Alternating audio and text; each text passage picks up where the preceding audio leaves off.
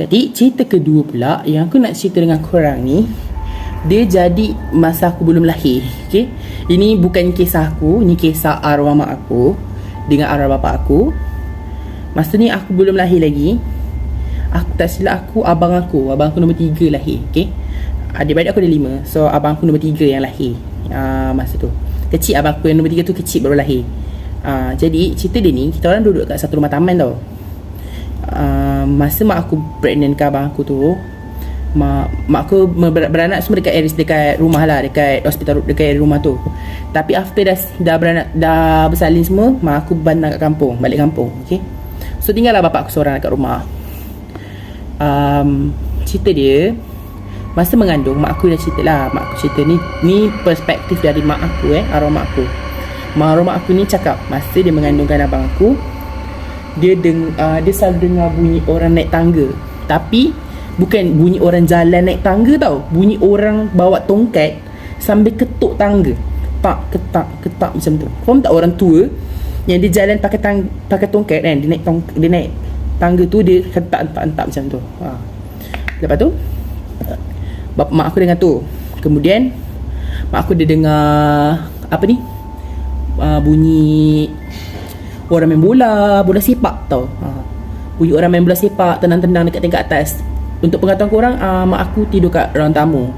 Sebab kan dia pregnant, so dia takut lah kalau dia nak pergi toilet ke malam-malam dia jatuh kan. Arwah mak aku duduk dekat, masa tu dia tidur dekat ruang tamu dengan abang aku, dengan bapak aku semualah. Jadi mak aku kata dia dengar bunyi tongkat orang naik tangga. Second, dia dengar bunyi orang main bola dekat ruang tamu, dekat tingkat atas. Kira tingkat atas ni jarang guna lah. Jarang guna, just letak barang. Ada bilik tidur, tapi ada juga tempat letak macam baju macam tu lah. Jarang guna lah sebab mak aku kan pregnant, so dia duduk kat bawah, arwah mak aku. So bapak aku dia tak pernah kena lagi, tak pernah dengar ke apa ke. So bila mak aku cerita, bapak aku tak percaya. Arwah bapak aku ni dia tak percaya, dia kurang percaya dengan benda-benda mistik macam tu. Dia kurang lah, memang kurang. Dia tak percaya. Dia cakap mak aku, mungkin hayalan mak aku sebab mak aku penat kan. So mak aku cerita lah bapak aku, dia cakap dia dengar bunyi orang naik tangga, ketuk-ketuk tangga, ketuk-ketuk lantai tangga tu. Lepas tu mak aku pun pernah lah, dia kata dia macam sedar kan, dia kata dia nampak ada nenek tua tengah naik tangga. Tapi sebabkan bapak aku tak percaya, so susah lah nak percayakan dia. Dia tak percaya kan apa kita cakap. So satu hari tu mak aku dah bersalin, so mak aku balik kampung tau. Sorry korang, aku pakai clay mask. Aku tengah try hard untuk tak kena misai. Sakit tu kalau nak tarik kalau kena misai. Okay, so aku pula salah. Mak aku ni dia bersalin. Okay, dah bersalin dekat hospital semua. Habis dia tempoh bersalin kat hospital, mak aku balik kampung. Okay, mak aku balik kampung, berpantang kat kampung, nenek aku jaga. So mak aku pantang kat kampung, mak aku tinggalkan bapak aku sebab bapak aku kerja. So mak aku duduk dekat kampung, bapak aku duduk dekat rumah kita orang. Nak jadikan cerita, bapak aku masa tu petang tau. Tak adalah petang, tengah hari macam tu lah. Bapak aku mengecat. Okay, dia mengecat pintu dekat tingkat atas, pintu bilik. Dia ngecat pintu bilik mak aku. Masa bapak aku ngecat tu, bapak aku tutup pintu bilik yang mak aku tu sambil mengecat. Jadi pintu bilik sebelah tu dia biar terbuka, dia tutup, dia ngecat daripada dalam bilik tau. Dekat dalam bilik dia ngecat. Dia tengah cat tu, dia kata dekat luar dia dengar bunyi orang berlari naik turun tangga. Dia pun buka pintu, tak ada orang. Dia tutup balik pintu, dia sambung chat. Okay, dia dah sambung chat macam tu. Dia dah sambung chat dalam 15 minit macam tu, dia dengar pintu sebelah tu kena tutup. Macam seolah-olah ada orang tarik pintu tu slow. Tutup. Tapi masa tu rumah kita orang bukan tingkap sliding, tingkap yang, kau tahu tak tingkap yang kaca yang nipis-nipis yang tu kan. Tingkap tu bukan tingkap bukan tingkap kaca sliding door. Kalau tingkap sliding door pun kalau kita buka besar mungkin lah angin tiup ke kan. Tapi kalau angin tiup pun mesti macam macam tu kan terus. Ini tak, ni macam seolah dia ada orang tarik. Okay. Bapa aku pun buka pintu, dia check luar pula, luar pintu luar tu lah. Luar. Dia tengah ngecek. Dia toleh lah pintu bilik sebelah tu. Pintu tu punya tombol berpusing sendiri. Buka. Bapak aku masa tu fikir positif lagi lah masa tu. Dia mesti fikir positif sebab dia tak percaya dengan benda-benda mistik. So dia still thinking positif. Okay, positive thinking lah. Dia tak ada fikir yang bukan-bukan.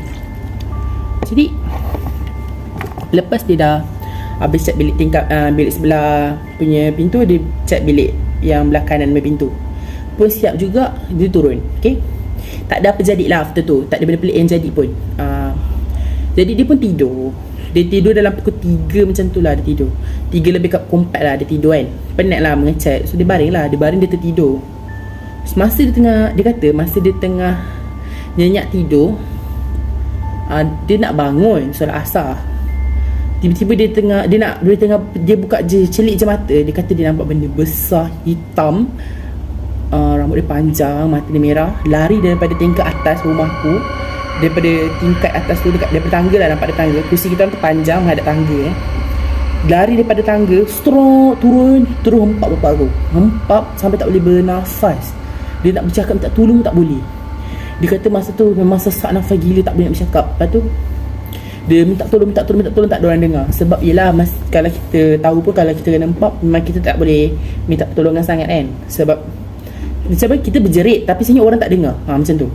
Jadi bapa aku dia try hard baca ayat Quran semua, baca ayat kursi. Dan akhirnya lepas. Bila dia lepas, dia masa tu memang takut sangat-sangat. Dia terus ambil kunci kereta dengan tak ambil baju, dengan tak ambil apa, kunci kereta, ambil handphone, ambil dompet, naik je kereta, terus balik kampung. Terus balik kampung, dia pun ceritalah dengan arwah mak aku. Okay, arwah bapa aku cerita dengan arwah mak aku pasal kejadian benda tu. Dia pun cerita. Lepas tu arwah mak aku cakap, sebenarnya memang dia kerap lah kena bunyi bola sepak, bunyi bola pingpong, bunyi orang naik tangga sama entak-entak pakai kayu. Tapi bapa aku ni tetap percaya. So bila dah kena, mak aku pun cakap lah, kita bersihkan rumah. Mungkin sebab kita kerap tak duduk atas, sebab tu lah macam rumah tu berpenunggu macam tu. Tapi bila aku dah besar pun ada je sometimes berlaku, tapi tak adalah kerap macam dulu lah.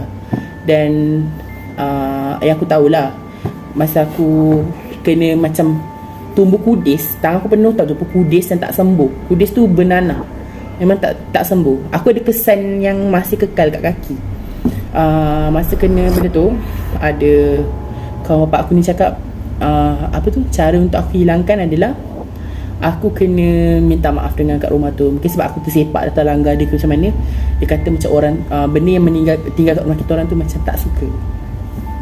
So cerita dia sama je lah. Konsep dia kalau kita pergi mana-mana, kita kena sentiasa ingat yang bukan kita saja ada kat dunia ni. Mungkin ada juga benda lain yang tinggal dekat tempat kita. So itu kisah daripada parents aku lah, mak dengan ayah, arwah ayah aku. A bit creepy. Kita orang still duduk dekat rumah tu juga. Even arwah mak aku dengan bapak aku dah meninggal pun, adik-beradik aku still duduk situ.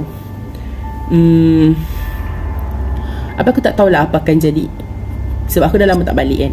Aku pun tak tahu kalau aku duduk seorang-seorang, adakah aku cukup berani nak hadapi situasi macam tu. Tapi aku berharap memang tak ada lah. Okay. So aku nak settlekan muka aku dulu. Kita akan sambung part 3. Bukan part 3 lah, kita akan sambung cerita ketiga. Okay.